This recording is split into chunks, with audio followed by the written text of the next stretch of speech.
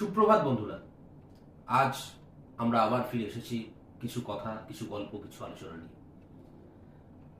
আমাদের সবার জীবনেই যেটা প্রধানতম প্রয়োজনীয় বস্তু, সেটা হলো অর্থ, টাকা। আমাদের যাবতীয় যে অ্যাক্টিভিটিস, সে সবটাই কিন্তু টাকা রোজগার করবার জন্য, এবং শুধু রোজগার করাই নয়, টাকাকে সযত্নে আমরা কিভাবে ইউটিলাইজ করব, এই পুরো ব্যাপারটার জন্য কিন্তু আমাদের যাবতীয় অ্যাক্টিভিটি, আমাদের প্ল্যান, আমাদের প্রোগ্রাম, আমাদের সবকিছু। কিন্তু দুঃখের বিষয় হলো যে আমরা অধিকাংশ মানুষই টাকার যথাযথ ব্যবহার জানি না। আমাদের রোজগার করা অর্থের যথাযথ ব্যবহার আমরা জানি না। এ বিষয়ে দুটি বিখ্যাত বই আছে। শ্রদ্ধেয় লেখক রবার্ট কিওসাকির রিচ ড্যাড পুয়ার ড্যাড এবং ক্যাশ ফ্লো কোয়াড্রেন্ট। শুভ, তুই তো এই দুটো বই পড়েছিস, আমরা পড়েছি। এই এই রিচ ড্যাড পুয়ার ড্যাড এই বইটায় মূলত রবার্ট কিওসাকি কি বলতে চেয়েছেন, একটু সাধারণ ভাষায় সবার জন্য খুলে বল।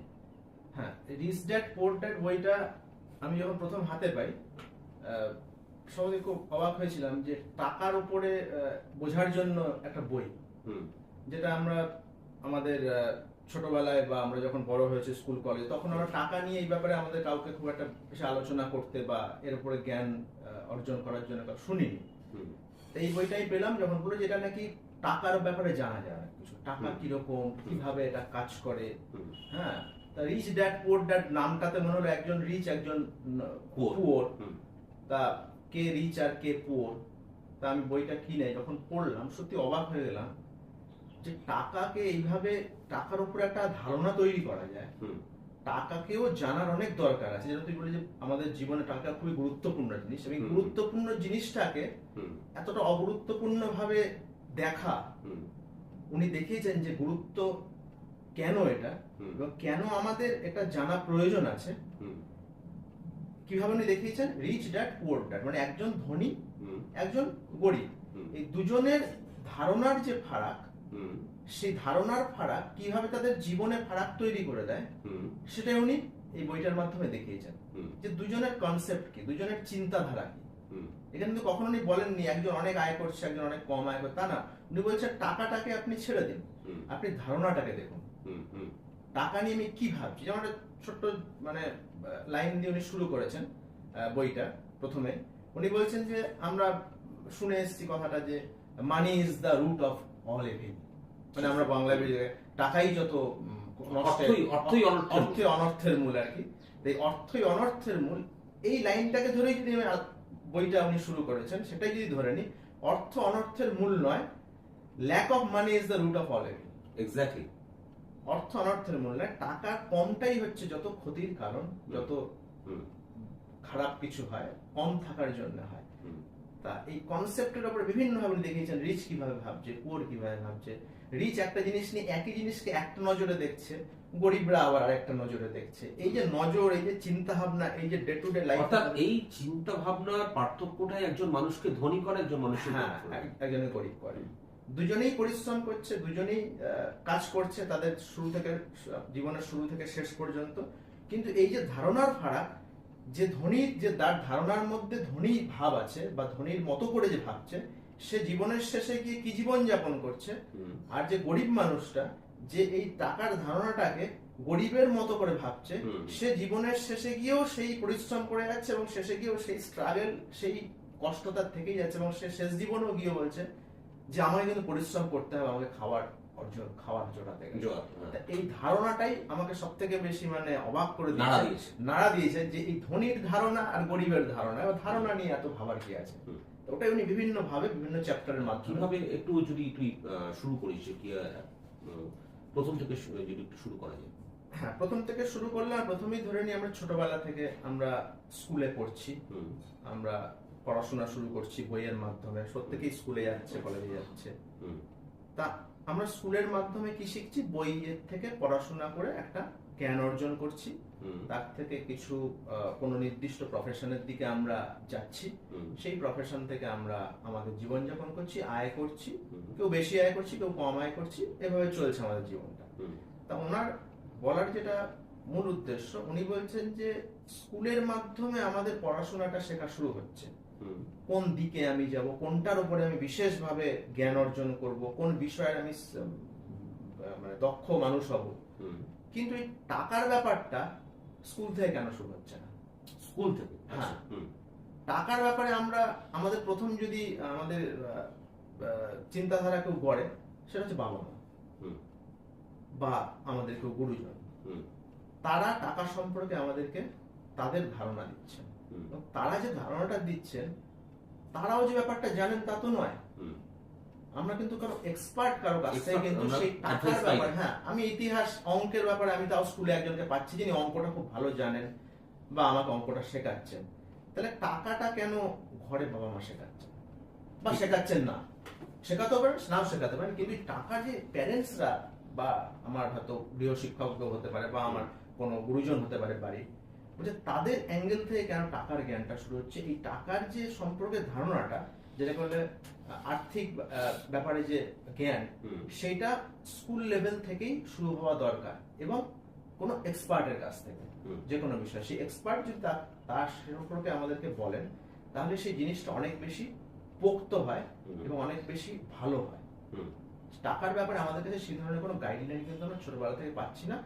স্কুলে তো নয়, স্কুলে ব্যাপারটা পুরোপুরি অফ থেকে যাচ্ছে, যার ফলস্বরূপ উনি বলছেন যে আমরা আমাদের জীবনেও দেখি যে অনেক মানুষ ভীষণ জ্ঞানী, ভীষণ তারা প্রফেশনালি সাকসেস, তারা ভাবা যায় না এত চরম জায়গায় তারা সফল হয়েছেন তাদের যার যার নিজস্ব ক্ষেত্রে, কিন্তু সেই মানুষগুলো চরমভাবে অর্থ নিয়ে স্ট্রাগল করে চলেছে জীবন ভোর, একদম সারা জীবন ধরে চলে চলেছে, শেষ জীবনেও তারা করছে।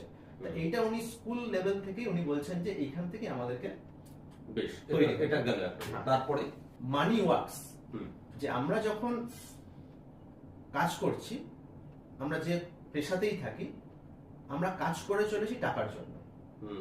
কিন্তু উনি বলছেন যে কাজ করে চলা টাকার জন্য, এটা আসলে গরিব মানুষের কনসেপ্ট।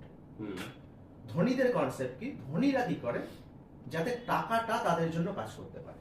টাকা মানে দুটো পার্থক্য হচ্ছে যে আমরা টাকার জন্য কাজ করব, এটা একটা কনসেপ্ট, আর একটা হচ্ছে টাকা আমার জন্য কি কি কাজে লাগবে। হ্যাঁ, টাকা আমার জন্য পরিশ্রম করবে। Money, I work for money or money work for me. তা ধনীদের যে ধ্যান ধারণাটা, সেটা বলছেন ওনারা জানেন যে টাকাটা কিভাবে আমার জন্য কাজ করতে পারে, টাকার জন্য আমি সারা জীবন করব না। টাকা কিভাবে আমাকে বিভিন্ন রকম ভাবে ইনক্রিজ করবে, নিজে নিজে আমাকেও সাপোর্ট দেবে। আমি পরিশ্রম করে আর্নিং সবাই করছে, যে ধনী সেও আর্নিং করছে, যে গরিব সেও আর্নিং করছে।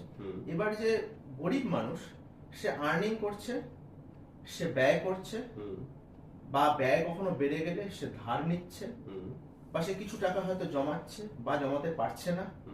কিন্তু ধনী সে জানে যে টাকাটাকে আমি আয় করব, সেও আয় করছে, কোনো একটা প্রফেশন থেকে আয় করছে, সে জানে যে টাকাটাকে আমি কিভাবে কাজ করালে মানে ওরা বলছে যে আমরা টাকার জন্য করছি, আমরা স্লেভিং করছি সারা জীবন ধরে। ধরে নি একটা গরিব মানুষ, টাকাটা তাকে দৌড় করাচ্ছে, একটা গাজরের মতো সে আমাকে দেখাচ্ছে যে টাকাটা আমি দৌড়াচ্ছি পেছনে। ওরা টাকাটাকে এমন জায়গাতে কিছু জায়গায় আটকে রাখছে, সে উনি অ্যাসেট লায়াবিলিটি একটা এক্সাম্পল দিয়ে বুঝিয়েছেন, প্যাসিভ ইনকাম দিয়ে উনি বুঝিয়েছেন।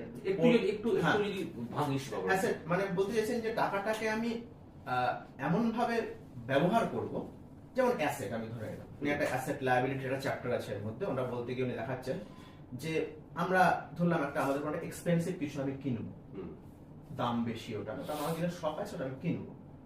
এবার ওটা কিনতে গেলে আমরা কি করি? আমরা যে অর্থটা আয় করছি, কেউ মাইনে পাচ্ছে বা কেউ আরেক ধরনের ইনকাম করছে, সেই টাকা থেকে, আমার আয়ের থেকে আমি টাকার একটা অংশ সরিয়ে সেই জিনিসটা কেনার জন্য দিচ্ছি। সেটা ইনস্টলমেন্ট হতে পারে, সেটা লোন হতে পারে, লোন পে করে হতে পারে, বা আমার যে রেগুলার ব্যবহারের যে টাকা, সেখান থেকেই কিছুটা কেটে আমি সরিয়ে ওই জিনিসটা, এক্সপেন্সিভ জিনিসটা কিনছি। কিন্তু ধনীরা কি করছে? ওরা ওটা অ্যাসেট ক্রিয়েট করছে প্রথমে। ওরা প্রথমেই অত এক্সাইটেড হচ্ছে না একটা লাক্সারি জিনিস কেনার জন্য বা একটা এক্সপেন্সিভ জিনিস কেনার জন্য, প্রথমে অত এক্সাইটেড হচ্ছে না, তারা প্রথমে অ্যাসেটটাকে ক্রিয়েট করছে যেখান থেকে ইনকাম জেনারেট হবে। আচ্ছা, যেখান থেকে ইনকাম, আমি যদি ধরে নিই একটা আমি বাড়ি তৈরি করলাম বা আমি একটা বাড়ি কিনলাম বা কোনো একটা জিনিস অ্যাসেট ক্রিয়েট করলাম, ক্রিয়েট করে ওখান থেকে একটা ভাড়া এলো, বুঝলাম। এবার সেই যে ইনকামটাও জেনারেট করছে একটা মোটা টাকা, এবং সেটা অর্জন করতে তার সময় লেগে সে কিন্তু দ্রুত কিনছে না। আমি আয় করা শুরু করেই এক্সপেন্সিভ জিনিসটাকে হাত দিচ্ছি না, আমি কিন্তু বেশি ডিলে করে দিচ্ছি এবং লাক্সারি জিনিসটা কিনছে আমি শেষের দিকে।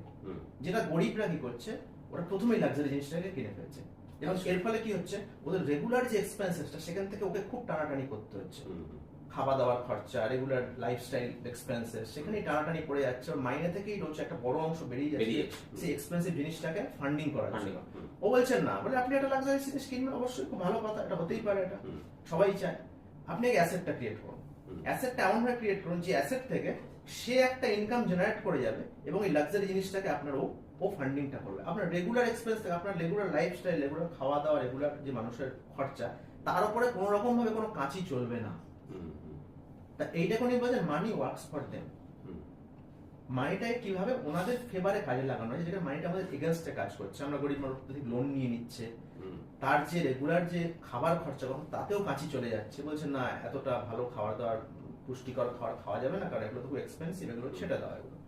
কারণ সে এমন জিনিসকে পারচেস করে নিয়েছে অ্যাসেট ক্রিয়েট না করে, তার কোনো সোর্স ক্রিয়েট না করে, যার ফলে সে হাবুডুবু খাচ্ছে সে।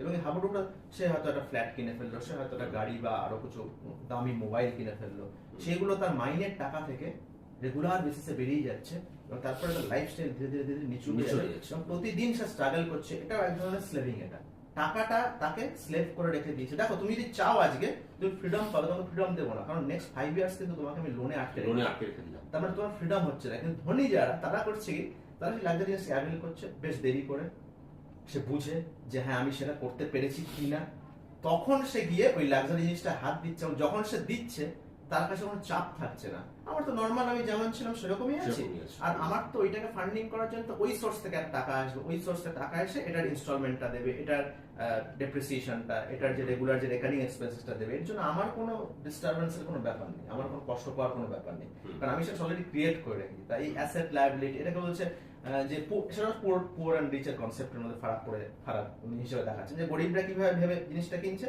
ধনীরা কিভাবে জিনিসটা কিনছে। একজন ভাবছে লোন নিয়ে আমি আমার মাইনে থেকে রোজ ইনকাম থেকে দিয়ে, আর ধনীরা ভাবছে আমি এটা যদি অ্যাসেট ক্রিয়েট করে ওখান থেকে আমি লাক্সারি জিনিসটাকে অ্যাভেল করবো। ঠিক, এই পুয়ার অ্যান্ড রিচের একটা বড় ফারাক আমরা এখানে দেখতে পাচ্ছি। উনি বলছেন যে power of education, power of education উনি বলছেন যে অর্থের থেকে শিক্ষার গুরুত্ব অনেক বেশি। শিক্ষার গুরুত্ব, হ্যাঁ, উনি বলছেন অর্থকে খুব বেশি আপনি যদি গুরুত্ব দিতে থাকেন, অর্থ অর্থ অর্থ, আপনি প্রচন্ড পরিশ্রম করছেন, ঘন্টার পর ঘন্টা যা পরিশ্রম তার থেকে বেশি করছেন, এটা কোন জায়গায় খুব একটা কিন্তু আপনাকে ফল দেবে না। আপনি ধরে নিলাম আপনি প্রচুর অর্থ আয় করছেন, কিন্তু আপনার কাছে এডুকেশন নেই, আপনার কাছে অর্থ সম্পর্কে কোনো শিক্ষা, অর্থ সম্পর্কে কোনো বুদ্ধিমত্তা, অর্থ সম্পর্কে নলেজ, অর্থের যে এই কাজ, অর্থকে যে কাজকর্ম করানোর মতো যে দক্ষতা, সেগুলো কোনোটি আপনি অর্জন করেননি বা শিখছেন না, বা সেই ধরনের মানুষের কাছে গিয়ে আপনি জানতে চাইছেন না যে কিভাবে আমি অর্থটাকে শিখবো, অর্থটাকে জানবো, মানে অর্থের গুরুত্বটা জানবো। হ্যাঁ, গুরুত্বটা জানবো এবং এর ব্যাপারে নলেজ আমি নেব, এর ব্যাপারে আমি শিক্ষা নেব। এটা আমরা কখনোই ধনী কারো কাছ থেকে আমরা জিনিসটা শিখতে যাচ্ছি না, তাদেরকে খুঁজছি না, যার ফলে কি হচ্ছে, প্রচুর অর্থ আয় করার সত্ত্বেও আমরা প্রচুর উদাহরণ দিয়েছেন যে পৃথিবীতে আপনি দেখে থাকবেন এবং দেখেছেন হয়তো, প্রচুর মানুষ আছে যারা ভীষণ পরিমাণে অর্থ আয় করেছেন এবং করছেন, সেই সব মানুষগুলো সাংঘাতিক রকম ভাবে আমরা ইতিহাসেও দেখেছি শেষ জীবনটা খুব কষ্টে কাটিয়েছেন, শেষ জীবনটা খুব আর্থিক অনটনে কাটিয়েছেন এবং তারা শেষ জীবনটা ভীষণভাবে হাবুডুবু খেয়েছেন। ওই জন্য উনি বলছেন যে এডুকেশনটা আপনি কিন্তু সবসময় নেওয়ার চেষ্টা করবেন, কারণ এডুকেশন যদি আপনার কাছে না থাকে, আপনি যদি শুধুই অর্থ বাড়ানোর ক্ষেত্রে আপনি খুব আগ্রহী হন, প্রচুর আয় করার ক্ষেত্রে আগ্রহী হন, আপনি কিন্তু শেষমেশ কিন্তু বিফলই হবেন, আপনার সফলতা কিন্তু যে টাকাটা নিয়ে ভাবছেন যে আমি প্রচুর আয় করছি, এ আমাকে রিলিফ দেবে, এ আমাকে আমার বিভিন্ন বিপদে বাঁচিয়ে দেবে, কিন্তু আমি ইন্টেলিজেন্স আমি ডেভেলপ করলাম না, আমি অর্থটাকে জানতে চাইলাম না। আপনি জানবেন আপনার থেকে অনেক অনেক গুণ কম আয় করে সেই মানুষটা আপনার থেকে অনেক অনেক ফ্রিডমে থাকবে, কারণ তার সে বেসিক নলেজ, ইন্টেলিজেন্স এবং এডুকেশনটা আছে। একটা সুন্দর সব থেকে মানে জলজান্ত উদাহরণ আমরা যদি দেখি, কাউকে আমাদের যদি কোনো জানা থাকে, কেউ লটারি পেয়েছে, লটারিতে 1 কোটি টাকা পেয়েছে, তো 1 কোটি টাকাটা একটা সেই মানুষটার কাছে ধরো মানে গরিব মানুষ পেয়েছে 1 কোটি টাকা, সেই মানুষ সত্যি তো 1 কোটি টাকাটা একটা বড় অঙ্কের টাকা। কিন্তু আমরা যদি ভালো করে খোঁজ নিয়ে দেখি বা দেখা গেছে যে মানুষটা 1 কোটি টাকার লটারি পেল, সেই মানুষটা ওই 1 কোটি টাকা পাওয়ার পরে তার জীবনযাত্রার মান আরো আরো নেমে গেল। কিভাবে সম্ভব হলো এটা? মানুষটাকে খুঁজে পাওয়া গেল এবং দেখা গেছে অনেক ক্ষেত্রে মানুষটা আরো অনটনের মধ্যে মারা গেল মানুষটা। তার মানে এই 1 কোটি টাকাটা তার হাতে যে এলো, সে 1 কোটি টাকাটা আসার পেছনে তার কোনো এডুকেশন নেই, কোনো নলেজ নেই, তার কোনো ইন্টেলিজেন্স নেই। সেই টাকাটাকে কিভাবে কাজে লাগাবে সেই পদ্ধতিটাই তার জানা নেই। সে কিছুদিন খুব সাংঘাতিক ভাবে যে যে জিনিসগুলো চায়নি বা পায়নি সেই জিনিসগুলো সেই টাকাটা দিয়ে করলো, ধরলাম 1 বছর 2 বছর 4 বছর সে করলো, করে সে অদ্ভুত একটা অনটনের মধ্যে সে ঢুকে গেল, অদ্ভুত একটা অনটনে ঢুকে গেল।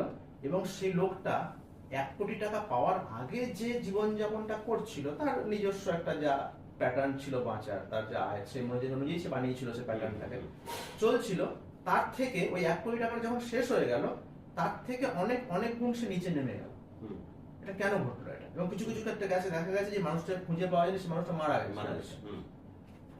সেখানে উনি বলতে চাইছে এখানে একটাই জিনিস, তার এডুকেশন। তার এডুকেশন, তার নলেজ, তার ইন্টেলিজেন্স যেহেতু তার ছিল না, তাকে 1 কোটি টাকা কেন আরো বেশি টাকা দিয়ে দিল, তার জীবনযাত্রার মান আরো নেমে গেল।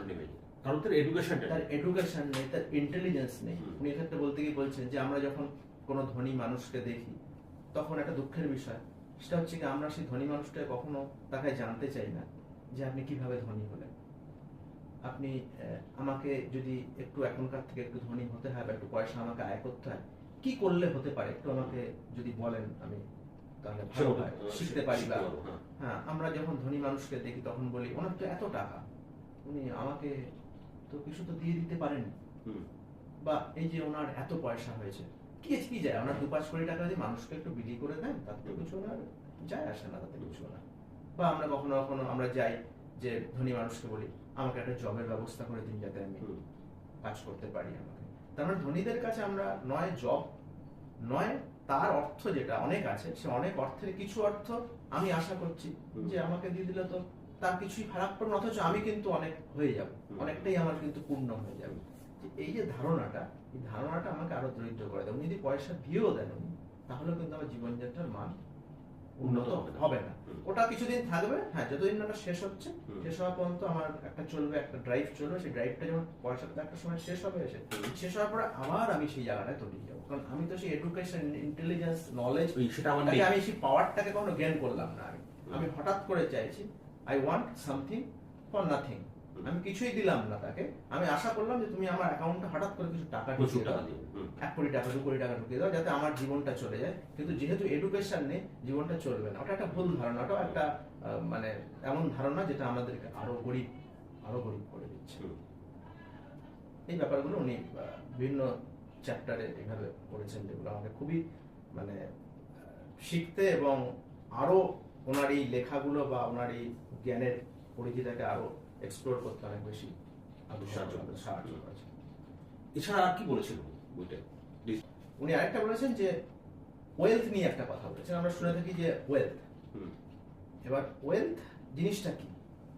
উনি ওয়েলথ জিনিসটা বলতে গিয়ে বলেছেন যে ওয়েলথ হচ্ছে গিয়ে এমন একটি জিনিস যেটা দিয়ে আমরা ক্যালকুলেট করতে পারি যে আমি যদি আজকে আয় করা বন্ধ করে দিই, আয় যদি আমার বন্ধ হয়ে যায়, বা আমি যদি আজকে আয় করা বন্ধ করে দিই, তাহলে আমার যে সঞ্চিত অর্থ আছে সেই অর্থ দিয়ে আমি আর কত দিন বাঁচতে পারবো।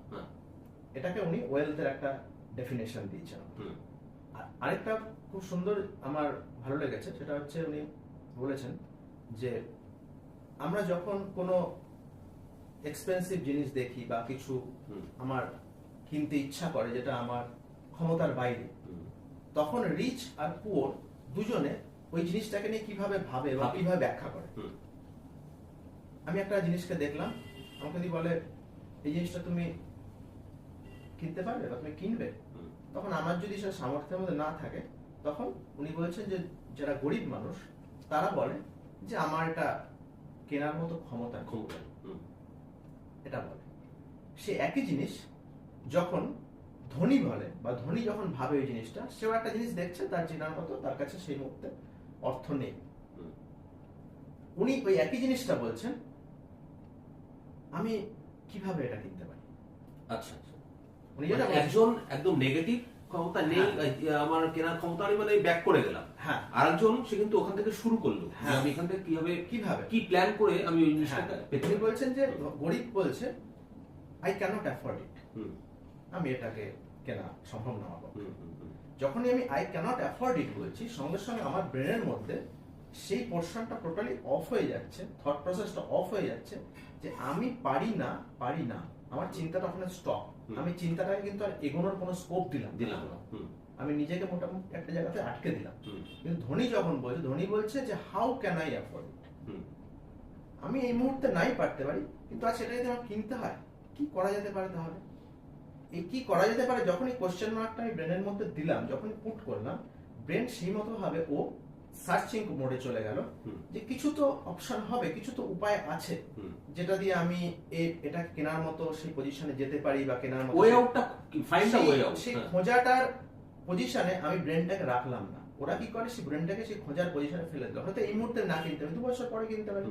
সেই টাকাটা আমি সংগ্রহ করে নিলাম, বা টাকাটার জন্য আমার যে পরিশ্রম বা যে ইন্টেলিজেন্স দরকার, সেই ইন্টেলিজেন্সটা গ্যাদার করলাম, করে আমি তার মতো করে তৈরি করা শুরু করলাম। তা এই ধনী আর দরিদ্র এই একটা ফারাককে, I can't afford it, how can I, how can I. How can I, তবে হাউ বললে আমরা কিন্তু সেটা পারবো হুম। যে কিভাবে আমরা সেই জায়গাটায় আমরা এগোতে পারবো। এগোতে পারবো। তার জন্য আমার কি উপায়ের দরকার বা কার কাছে যাওয়া দরকার, হুম। হ্যাঁ, কি জ্ঞান অর্জন করা দরকার। মোট কথা ওখান থেকে একজন ধনী মানুষের ওইখান থেকে কিন্তু তার শুরু হলো তার জার্নিটা। হ্যাঁ, জার্নিটা শুরু হলো। হ্যাঁ, আর একজন গরিব মানুষের জার্নিটা ওখানেই শেষ হয়ে ওখানেই শেষ হয়ে গেল। সে ক্যানট মানে সে পারছে না, আমি হুম। বলেই দিলাম এটা পারবো না। সে আর তখন ফার্দার কোনো ব্রেনের মধ্যে যেমন কোনো উপায় তৈরি হলো না যে চলো দেখা যাক কি হয়। এটা একটা বড় মানে ভালো লেগেছে আমার এই লাইন দুটো। তাহলে আমরা মোটামুটি আজকে রিচ ড্যাড পোর ড্যাড এইটা নিয়ে আমাদের কথাবার্তা হলো। আমার মনে হয় এই কনসেপ্টগুলো আমাদের ভীষণভাবে কাজে লাগবে যারা, এবং আপনারাও যদি পারেন তাহলে এই রিচ ড্যাড পোর ড্যাড এবং ক্যাশ ফ্লো কোয়াড্র্যান্ট, এই দুটো বই রবার্ট কিওসাকির লেখা বিখ্যাত বই, আপনারাও পড়বেন।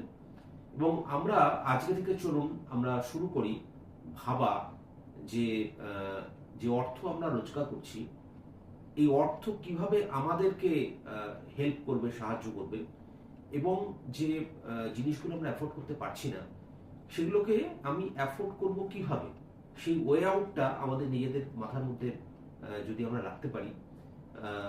যে ইনভেস্টমেন্টের কথা আমরা বললাম, যে একটা অ্যাসেটকে আমরা কিভাবে সেটা আমাদেরকে একটা ইনস্টলমেন্টের অন্তর সে আমাদের টাকা দেবে, অর্থ যোগান দেবে, এই ভাবনাগুলো যদি আমরা নিজেদের মাথার মধ্যে রাখতে পারি, আমার মনে হয় আমাদের জীবনযাত্রাটা আরো অনেক স্মুথ হবে। আপনাদের অনেক ধন্যবাদ আমাদের সঙ্গে এতক্ষণ থাকবার জন্য। আমরা ভবিষ্যতে আরো নতুন কোনো বিষয় নিয়ে আপনাদের কাছে ফিরে আসবো। ধন্যবাদ।